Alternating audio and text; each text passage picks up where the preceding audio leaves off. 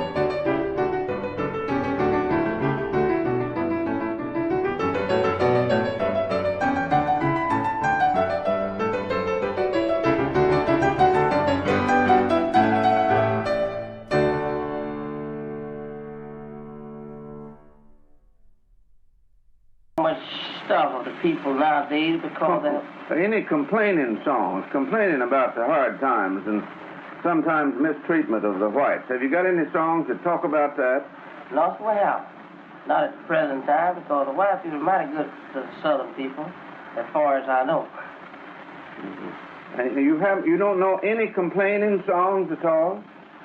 Well... Ain't it hard to be a nigger, nigger? Do you know that one? No, that's not in our time. And now it's for spiritual down here. It's a mean world to live in. But that still don't have reference to the hard time. It's just because of why is it a mean world to live in? Well, no, it's not altogether. It has reference to everybody. It's as mean for the whites as it is for the blacks. Is that it? That's the idea. You keep moving around like you're uncomfortable. What's the matter, Willie? Well, I was in an automobile accident last night. It was a little shook up. No one got hurt, but it was all jostled up mighty bad. Shake up. Still sore from it, but no one got hurt.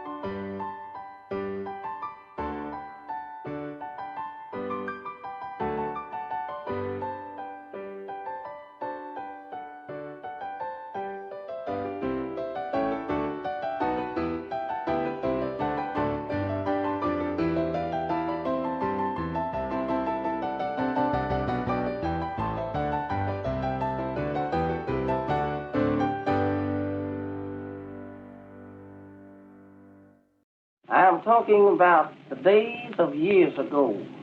Count from 1908 on up to the original years.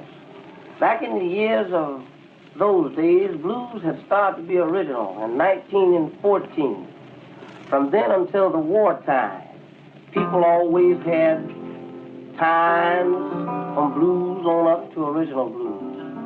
Then on up to 1920, the change blues. After then, there was more blues. After then, there come the jazz blues, some like this. And after then, there's more blues, come the fast pieces. And after then, it come the blues of change, getting in the alley low. People call it the alley. Call it in the colored race of blues. Now we take our white race of the southern states. They play a little different from we colored people.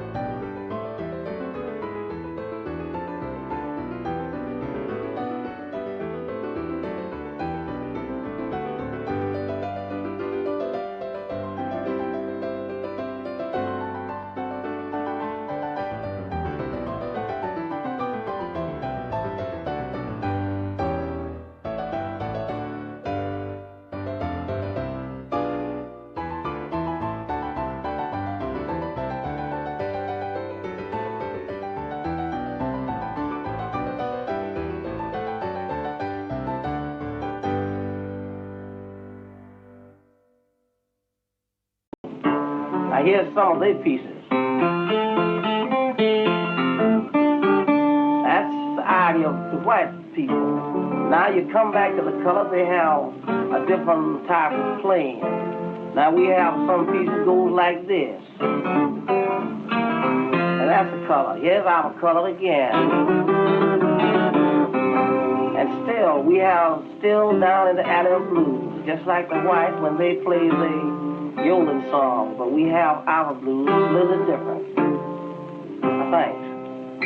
Now, where did you grow up, Blind Willie? I grew up down in South Georgia. Statesboro, Georgia was my real home.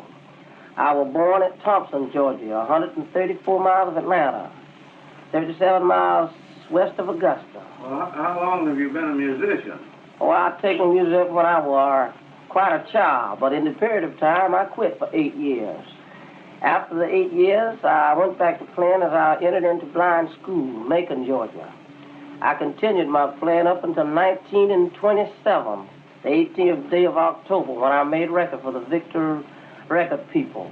And from then up until 1932, I played for the Victor people alone, by myself. But in the period of time, in 1929, I made records for the Columbia people, changing my name to Blind Samuel. I was the authorizer of this song of Come On Round to My House Mama, the Cigarette Blues, and the Atlanta Strut, and so on. And after then, I worked with the Vocalion people of 1933, taking up an odd job. They're paying you a small sum of money of $50 a week. But they was getting all the records of blues that they can, which we call the alley. And after the period of time, I picked up another job with the Decca Record Company. Wanting the blues, they give you a small sum of money, but yet paid expense. And after the period of time, I returned back to Augusta, Georgia, where they had moved the machine, where they made a gang of blues there in the summer, in June of 1936. And after the period of time, I haven't made any more records, but I have lots to be released. And at the meantime, my different managers that I worked under started under Mr. Ralph S. Pierre of 1619 Broadway of New York. After the period of time, I worked under W.R. Calloway, Mr. A.E. Savage of 1776 Broadway of New York. After the period of time, I worked under Mr. Dave Cap of 666 Lakeshore Drive in Chicago, Illinois. Well, tell me more about your blindness. Who ran this school down in Macon? Well, it was run by the state of Georgia. The principal was Professor L.H. Williams in the days and times that I was there. And how long did you stay in that school? From 1922 up until 1925. When I returned to New York and went to a little independent blind school out there. From there, I went with a friend of mine to Michigan and studied over there as learning to read the Braille. And in the meantime, I returned back to Georgia on my travel. I followed shows, different shows around, medicine shows, carnivals, and all different types of little funny shows after a period of record making. Well, what do you know about Blind Willie Johnson? Blind Willie Johnson was a personal pal of mine. He and I played together over many different parts of the states and different parts of the country, from Maine to the Mobile Bay. But I returned to party from him in Union, Missouri.